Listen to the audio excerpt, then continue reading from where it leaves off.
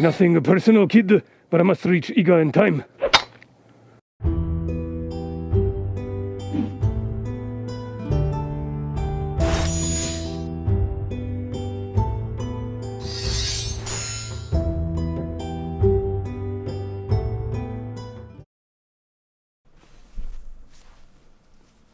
Black Canadian winter gear makes for a pretty good ninja outfit. Cultural appropriation, eh? Alright, so I just found an amusing article that once again shows the importance of being vigilant about what the media put out. There was earlier this year, in July 2019, a report by the National Public Radio about Iga, the traditional ninja province in Japan, not having enough ninjas and looking to hire for a salary of up to $85,000 a year. Which apparently led to such a storm of weebs trying to desperately apply for the job that there was a public statement by the city saying, "Thank you for your inquiry. There are lots of reports about ninja shortage and ninjas' income in Iga City on the internet, though we did not mention about these statements. Also, we would like to inform that Iga City does not recruit employees to be ninja performers." Aww. Poor weebs. Now, I'm being obviously sarcastic. I don't know how many of the 115 inquiries from 23 countries are actual sweaty neckbeards, hopefully clutching their waifu pillow, but there's probably a certain percentage there. And it also says that some had real confidence in their bodies and strength.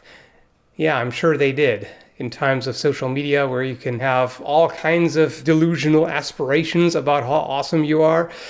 Yeah, of course. All right, let's shove the biting sarcasm aside and be a little bit serious for a moment here. So I can, of course, understand why people would be interested in that. I mean, getting hired as a ninja performer in Iga, that sounds like a pretty awesome career. That sounds like a lot of fun. That sounds interesting. And hopefully most of the people who expressed interest do not seriously believe that this would turn them into a real elite ninja warrior. Now, the problem here, of course, lies with false reporting. A journalist clearly pulled this out of their behind, and then a lot of outlets latched onto this, jumped onto the bandwagon, and just repeated the same false story without checking their sources. And then, of course, people retweeted and etc., etc. To be fair, apparently the tourism strategy official said that most questions were about whether they were really hiring or not, although a few apparently begged them to hire them and talk big about themselves, of course. So it seems that most of the people were skeptical enough to actually check with them, like, are you actually hiring? So that's not so bad. I think in this case, people were reasonable enough for the most part. Japan has a very low unemployment rate, currently at 2.2%. So people are thinking, oh, they have a labor shortage, so it makes sense that they need ninjas. Now, the other issue here, of course, is this whole ninja myth. It's been talked about a number of times by people who know way more about the topic than I do. Historically, they were agents, spies, assassins, etc. And they were not supposed to be prime martial arts experts who can take on anyone. And when you think about it, secret agents, how much information or reliable information can there really be about them? Their job was to be secretive, to be hidden, to not be, have a bunch of information broadcast about them.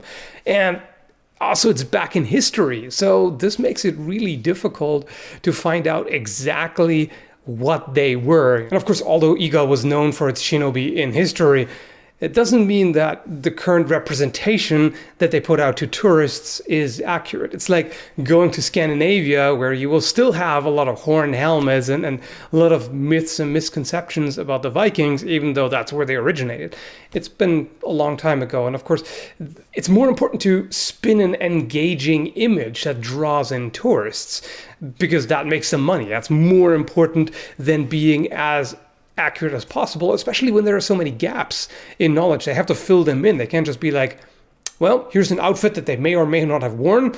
They probably did this and that, but we don't really know because they were secretive. That's not going to interest anyone. So you always have to take that with a grain or probably a sack of salt. Generally, I would recommend whenever you see a story that seems a little strange or maybe too good to be true or kind of too spectacular or whatever, double and triple and quadruple check. In fact, that's probably a good idea to always do.